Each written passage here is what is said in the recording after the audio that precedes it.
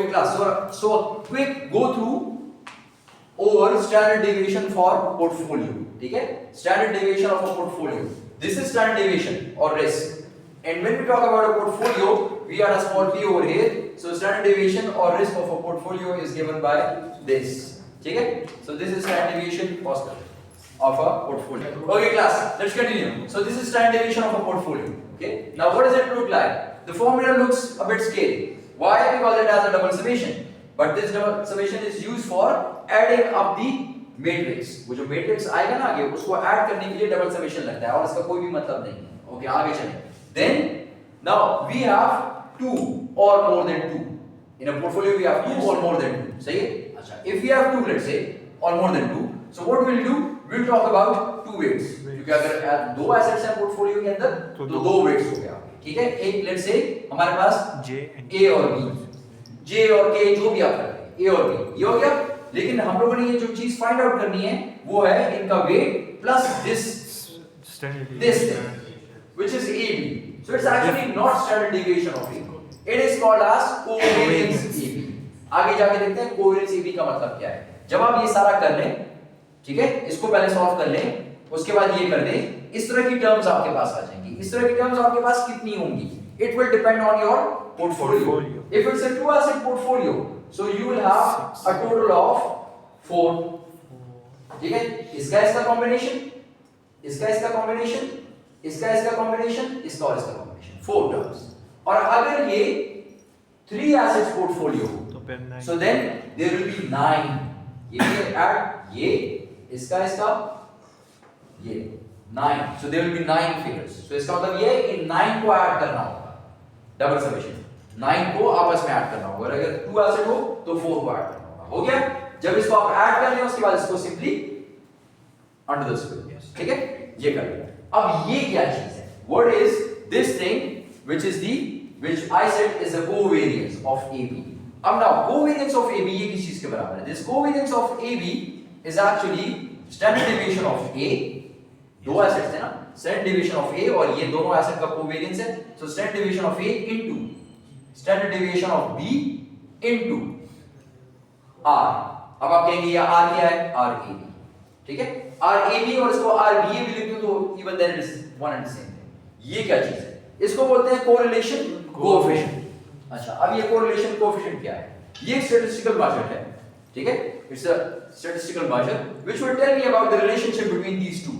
ये जो AB आपने लिखा है या BA, तो अगर AB का रिलेशनशिप देखूं, दोनों एक दूसरे के खावंद और शौहर और वाइफ हैं, तो अगर BA भी देखूं तो भी सेम चीज होगी ना, बीवी और शौहर. और अगर A भी देखूं तो शौहर और एक ही चीज है. So it's actually the same thing, AB और BA. तो इसमें कंफ्यूज नहीं होना. ये भी हो गया. अब ये रिलेशनशिप वेरिएबल्स का क्या है? ये रिलेशनशिप जो वेरिएबल्स का है, it will be between +1 and -1 और इन बिटवीन एक 0. ठीक है, इसके दरमियान लाई करेगा. अब इसका क्या मतलब हुआ? जब भी +1 है परफेक्टली पॉजिटिव कोरिलेटेड, जब -1 है परफेक्टली नेगेटिव कोरिलेटेड, और जब 0 है नो कोरिलेशन. ठीक है, कोई कोरिलेशन इनका आपस में नहीं है. अच्छा, अब आगे चले जी. अगर ये कोरिलेशन कोएफिशिएंट है और इस तरह की वैल्यूज है तो इनका मतलब क्या होता है? परफेक्टली पॉजिटिवली कोरिलेटेड क्या होता है? यानी दो सिक्योरिटीज है, तो ये दोनों एसेट्स या दोनों सिक्योरिटीज जब एक इंक्रीज होता है तो साथ दूसरा भी इंक्रीज होता है. ठीक है, पॉजिटिव कोरिलेशन. अगर एक इंक्रीज होता है और दूसरा डिक्रीज होता है तो इसका नेगेटिव कोरिलेशन. ठीक, ये भी क्लियर हो गया. अब अगर एक में चेंज आता है एक का और दूसरे में भी एग्जैक्टली सेम चेंज आता है, यानी एक में कोई चेंज आता है और दूसरे में भी एग्जैक्टली सेम चेंज आता है और पॉजिटिव डायरेक्शन में, यानी दोनों एक साथ मूव कर रहे हैं, या दोनों इंक्रीज या दोनों डिक्रीज, तो इसका मतलब परफेक्ट पॉजिटिव कोरिलेशन. ठीक है, अब इसका ऑपोजिट देखें. अगर एक में इंक्रीज आता है और दूसरे में डिक्रीज आता है लेकिन अमाउंट सेम है, जितने अमाउंट से इंक्रीज आता है उतने सेम अमाउंट से डिक्रीज आता है, सो परफेक्ट नेगेटिव कोरिलेशन. अब अगर ये अमाउंट कम है कि मतलब एक में इंक्रीज आता है 1 रुपए का और दूसरे में डिक्रीज आता है 0.5 का, तो है तो नेगेटिव कोरिलेशन लेकिन परफेक्ट नेगेटिव नहीं है. ठीक, -1 नहीं है, 0.5 होगा, 0.6 होगा, जो भी रिलेशनशिप. ठीक है, लेकिन है नेगेटिव. इसी तरह ये सारी वैल्यूज. अब ये वैल्यूज आपके पास कहां से आएंगी? आपके पास आएंगे थ्रू एक्सेल. ठीक है, ये हमने एक्सेल में किया था. Do I need to explain excel as well? No sir. नहीं नहीं ना, छोड़ दे इसको, ठीक है, इसको छोड़ दे क्योंकि ये हमारा काम नहीं है, ये आपको क्वेश्चन में गिवन है, ठीक है, क्वेश्चन में गिवन होगा, आपने खाली इसको पुट करना है और आपने आंसर निकालना। Okay, so now this is given to you, so now this is given, this even if it is not given, can you find out the standard deviation of a? Yes sir. Remember the formula? Yes ठीक है, आप कर सकते हैं। तो इसका मतलब ये है कि फिर तो आपने यार ये तो आपको आता है, ये आपको गिवन होगा, इसको मल्टीप्लाई करेंगे आपके पास ये आ जाएगा, ये इधर लिखेंगे, इन दो के वैल्यूज लेंगे, इसको मल्टीप्लाई करेंगे, एक वैल्यू 2 3 6 9 जितनी भी वैल्यूज हैं उनको ऐड करेंगे, आपका काम हो जाएगा। लेकिन अब ये होगा किस तरह, यहाँ की वैल्यू क्या होती है, यहाँ की वैल्यू, ये सब वैल्यूज क्या है, okay, so let's find out these values, ये वैल्यूज किस तरीके से करना है और फिर क्वेश्चन कर लेंगे इसके ऊपर, वो जो है आपका जो एग्जांपल है उसको एक नजर देखेंगे। Okay, so now when we talk about this, so this is actually weight of A into multiply by weight of A, दोनों A है ना, A and A, so weight of A into weight of A, ये हो गया, और फिर multiply by ये वाला, ठीक, covariance, but covariance between A and A, so when I talk about covariance between A and A, so it will actually be standard deviation of A into standard deviation of A again, standard deviation of A into standard deviation of A again, and then into A, ठीक। अब याद रखिएगा जब भी ये correlation coefficient आपने find out करना हो दोनों सेम, तो फिर इट इज इक्वल टू 1, क्योंकि दोनों सेम है, तो अगर ये इंक्रीज होगा तो ये भी इंक्रीज होगा क्योंकि सेम चीज है, we are talking about the same thing, ठीक है, so it will be 1 and when we say standard deviation of A multiplied by standard deviation of A, so it is actually standard deviation of A square which is variance of A, ठीक, ये हो गया। अब next term देखिए, अब ये A और B का कॉम्बिनेशन, तो weight of A into weight of B into covariance of AB, ये कर देंगे covariance AB, उस तरीके से फाइंड आउट करेंगे। अब ये नेक्स्ट पे आ जाए, weight of A into weight of C covariance AC, ये भी हो गया।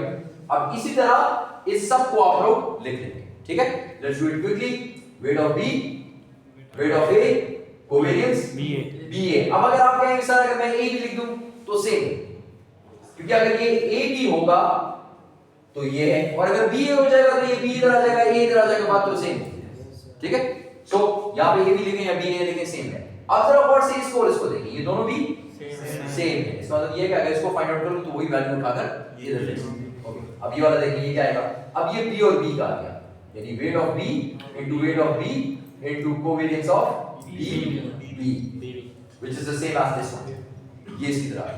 ओके, अब ये वाला देखें, weight of B into weight of C into covariance BC, अब इस पे आ जाए, weight of C weight of B into covariance CB, अब ये और ये सेम आ गया, ठीक है, अब यहाँ पर आ जाए, so this is weight of C weight of B into covariance CB, अब अगर इसको देखें ये इसके साथ सेम आ गया, तो अगर देखा जाए तो आपके पास बहुत सारी वैल्यूज सेम आ रही है, बहुत सारी वैल्यूज आपके पास सेम आई है, तो इसका मतलब ये कि आपको एक्चुअली आधी वैल्यूज फाइंड आउट करनी होती है, आधी फाइंड आउट करनी है, आधी खुद ब खुद दोबारा रिपीट हो जाती है। This is the last one, weight of C covariance CC, इसका मतलब ये है कि ये वैल्यू ये वैल्यू ये वैल्यू ये तीन आप फाइंड आउट करेंगे और यही तीन उठाकर यहां पर रखते हैं, ठीक है, सेम, और ये जो डायगोनल होगा ये, ठीक है, ये डिफरेंट है, लेकिन ये बड़ा आसान है क्योंकि weight of A into weight of A, तो इसका मतलब है एक्चुअली weight of A का स्क्वायर, और इसका मतलब मैंने आपको ये बता दिया था 1 स्क्वायर, तो इसलिए ये भी सिंपल हो गया। इसका मतलब ये वाला जो है ये इसी तरह होगा, weight of B square variance, अब ये वाला जो है ये भी सिंपल हो जाएगा, weight of C square variance of C, ये ठीक है, हो जाएगा कैलकुलेट, आसान है। ओके, इसकी कैलकुलेशन सारी आपको गिवन है, इसकी कोई कैलकुलेशन आपको सारी गिवन है यहाँ पर एक एग्जांपल में, जो कि ये इसका टेबल बन गया और ये इसकी एग्जांपल, ठीक है, we need to go through this one, yes sir, इसको करने की जरूरत है नहीं है, कर ले sir, okay, let's do it quickly, इसको भी दोबारा और करते हैं। इसमें एक्सपेक्टेड रिटर्न वाला पोर्शन नहीं है, सिर्फ स्टैंडर्ड डेविएशन वाला पोर्शन है, okay, so let's do the standard deviation portion. Now in this example how many securities do we have? 2, so that means ये जो C वाला जो पार्ट है इसको उठाकर खत्म कर दी। इसको हटा दें, सी वाला पोर्शन सारा Yes, sir. ये ले और ये ठीक, सिर्फ 4 वैल्यूज और 4 में से भी ये वाली वैल्यू जो है ये exactly same as this one. तो आपने ऐसे में फाइंड आउट कर लिया 1 2 3 values find out. Okay let's start जी। यहां पर आपके पास कौन कौन सी चीजें हैं? Stock D and stock B W. आपके पास दो चीजें हैं, ये है स्टॉक डी और ये है B W. So this is D, this is B W. ये स्टॉक्स आ गए आपके पास। अब वो आपको बता रहा है कि इसमें इन्वेस्टमेंट है 2000 एंड 3000। 2000 इन BW, यहां पे आपने इन्वेस्टमेंट की हुई है 2000 और इसमें की हुई है 3000। 2000 और इसमें 3000।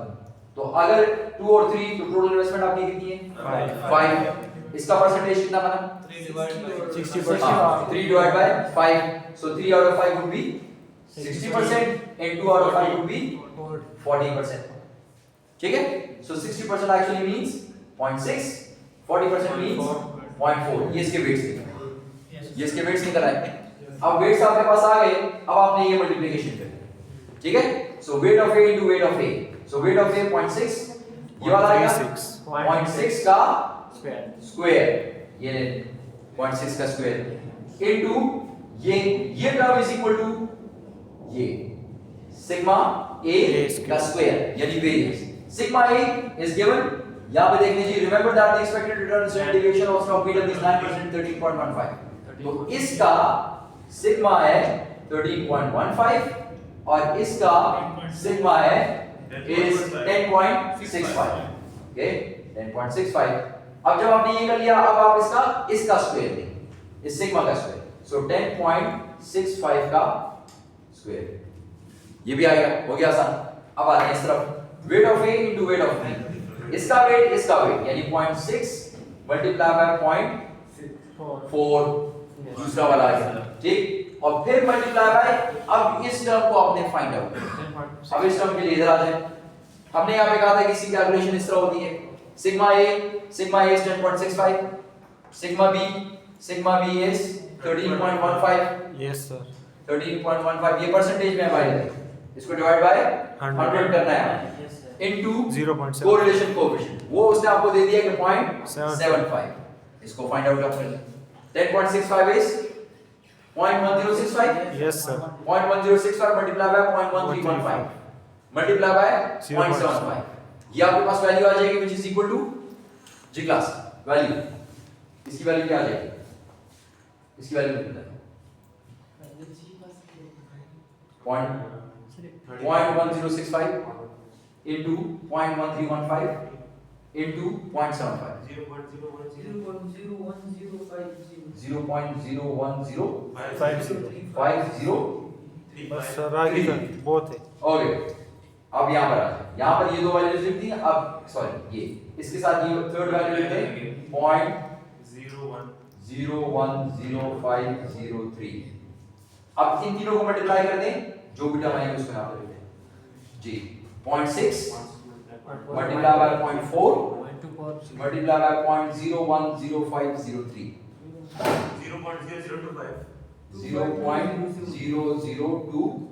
0.0025।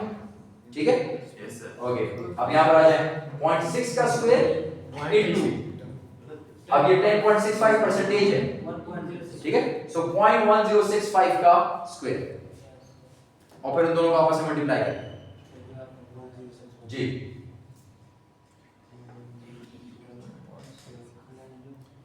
जी क्लास 0.6 स्क्वायर इनटू 0.1065 स्क्वायर जी क्लास 0.0040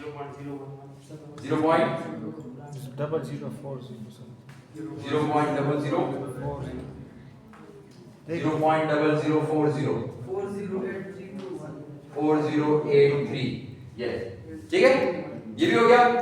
अब ये is the same as this one, इसी फिगर को उठाकर यहां पे लिख दें 0.0025। Now let's have a look at this figure, weight of B into weight of B, weight of B का स्क्वायर, weight of B कितना था 40%, सो 0.4 का स्क्वायर इनटू सिग्मा BB हमने कहा था कि it is equal to variance of B।